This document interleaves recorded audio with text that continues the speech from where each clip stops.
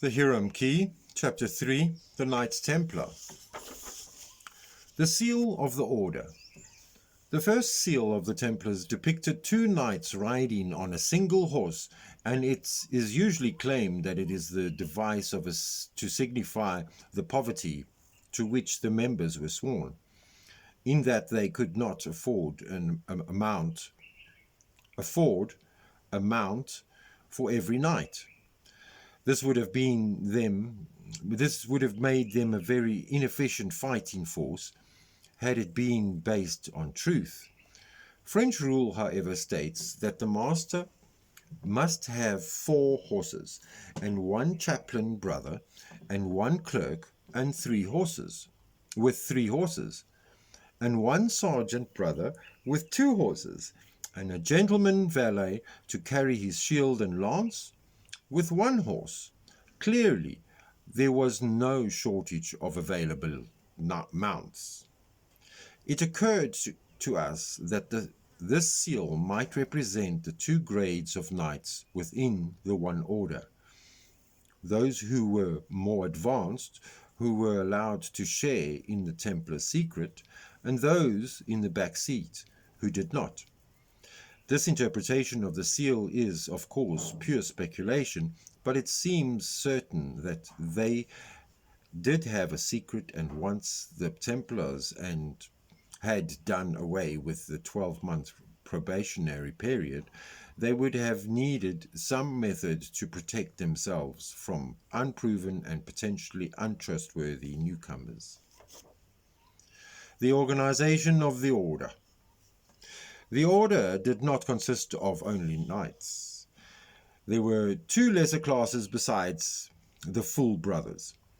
The first were known as sergeants, who were recruited from what we would now describe as the working class, rather than the nobility that was the source of for the knights. They undertook such positions as grooms, stewards, sentries, and general support troops. Like their brothers, they wore a red cross, but the mantle itself was a dark brown rather than white, reflecting their lack of purity in relation to the knights of the order. The other group comprised of clerics who looked after the spiritual needs of the knights.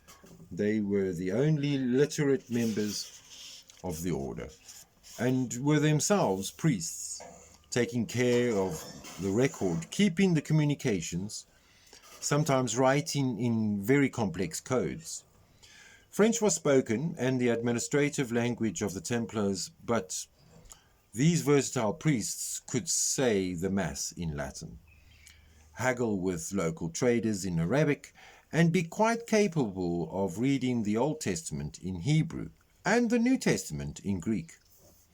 They served the spiritual needs of the fighting men and were distinguished by the wearing of the Templar cross on a green mantle. These clerics would consecrate the bread and the wine at the Eucharist, like the modern-day priests, but they took this duty so seriously that they were said to wear white gloves at all times, except when actually handling the host during the service.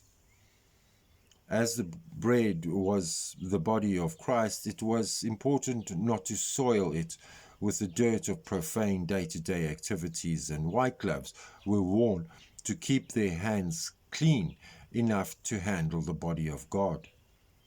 This wearing of white gloves was to us an obvious parallel with the modern Freemason, who always wears white gloves to his lodge meetings. No reason has ever been given for this practice. Could this, we wondered, be a Templar connection?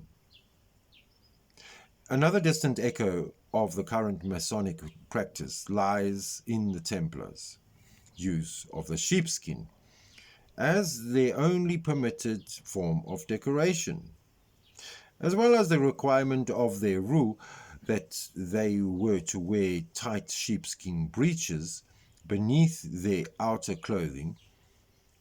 at all times as a symbol of innocence and chastity. It is an alarming thought in this age of personal hygiene, but this con- conscious, con- conscience, what conscious, consci-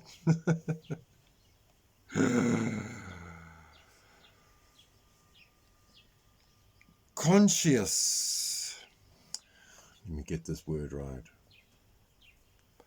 But these conscientious knights did not remove their breeches even to wash themselves. After a few days, let alone many decades, of many of them spent under the desert sun, their chastity must have been totally guaranteed.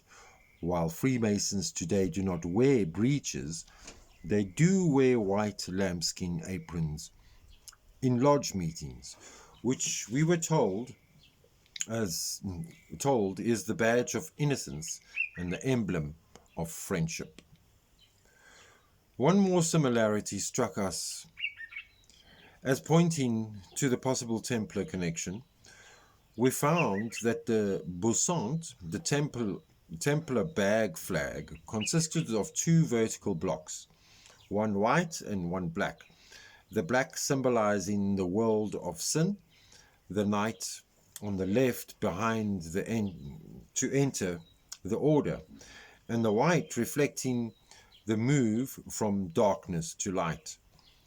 The Modern Freemasons lodge always displays at its center a pattern of black and white squares, and at lodge meetings every brother wears a white shirt with a black tie and suit.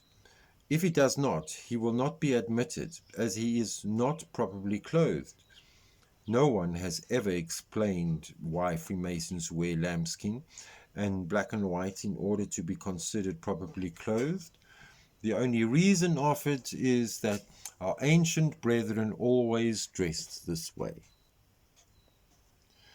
Whilst there are a number of parallels where we did not seek to make great play on these similarities, as we wanted to be sure that we were not sharing what we wanted to see. These powerful coincidences were circumstantial pieces of evidence, but they did fuel our enthusiasm for exploring the connection between the two orders more closely. We now had a burning question. What had the Knights Templar found which had so influenced their development? Conclusion: we now knew that the Templars and the painstakingly excavated the ruins of Herod's temple, and that the downfall of the order made as the result of the accusations of heresy. If the Templars did hold heretical beliefs and conduct strange rituals, it seems to be a real possibility that these could have originated with a document or documents found by them. Had these 12th century knights uncovered any ancient texts, they would have been in an almost unique position at that time to interpret and appreciate them. Whilst the knights themselves are believed to have been illiterate, their clerics were able to read and write in many languages and were famous for their abilities to create and break ciphers. We pursued this avenue as our best guess, unaware that evidence of a Templar find was almost under our noses with the ritual of the Masonic degree that neither of us had joined.